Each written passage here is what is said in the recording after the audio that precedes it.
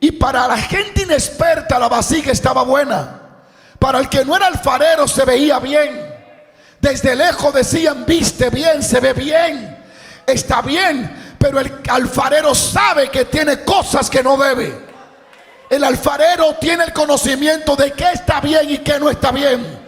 Así que para la gente la vasija estaba bien, pero para el alfarero estaba mal. Y el alfarero dijo: te rompo porque no me gusta, y te haré de la forma que a mí me gusta.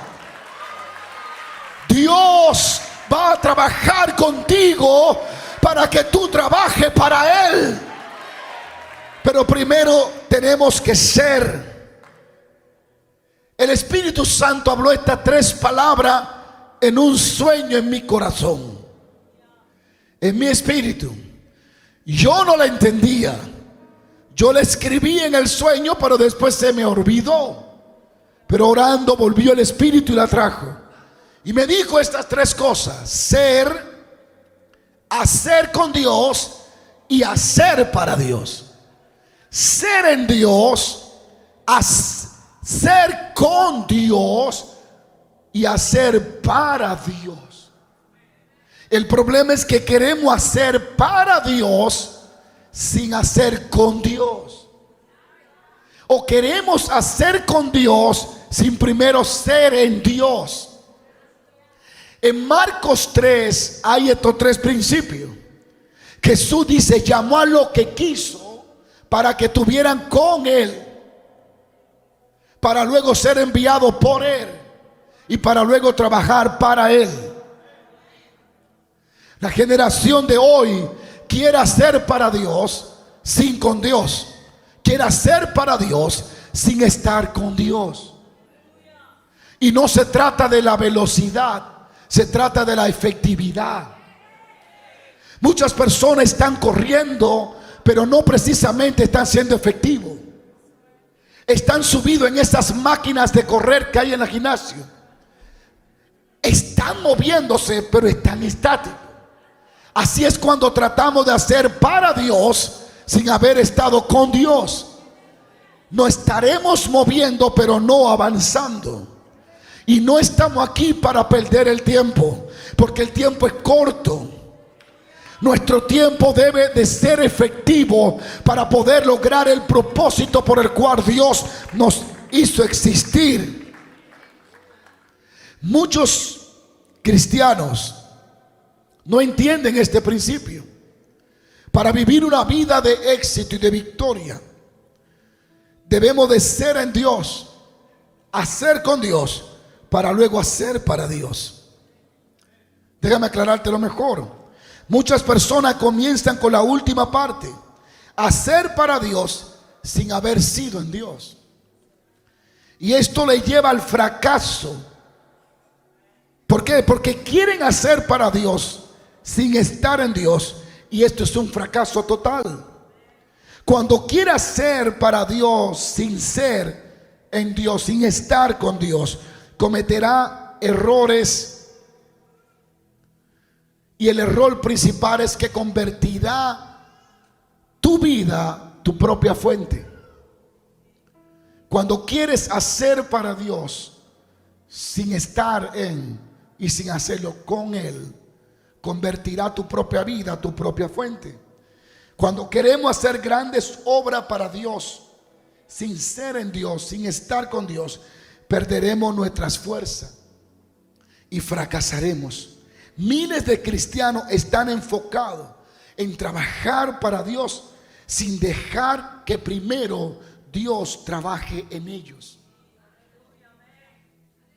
Miles de cristianos están enfocados en trabajar para Dios sin primero dejar que Dios trabaje en ellos. Y esto terminará en fracaso, ya que la falta de formación va a destruir a esa persona. Yo he visto errores de poner en plataforma personas que no han sido trabajadas por Dios y nos han hecho estrago. Yo mismo he cometido el error de poner personas en plataformas que aún ellos no han dejado que Dios le trabaje.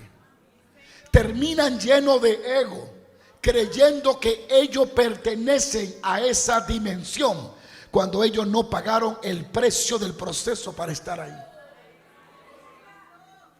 No es lo mismo ser gracioso que tener gracia. Cuando queremos estar en una altura para la cual no fuimos procesados, terminaremos mareados.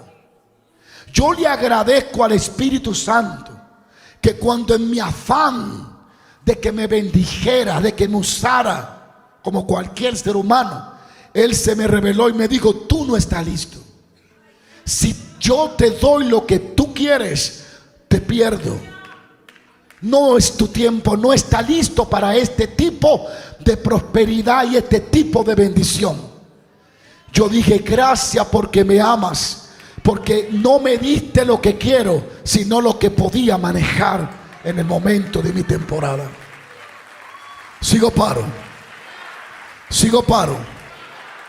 Miles de cristianos están enfocados, y de pastores, profetas, apóstoles y todo el que usted conoce, enfocado en trabajar para Dios sin dejarse trabajar por Dios.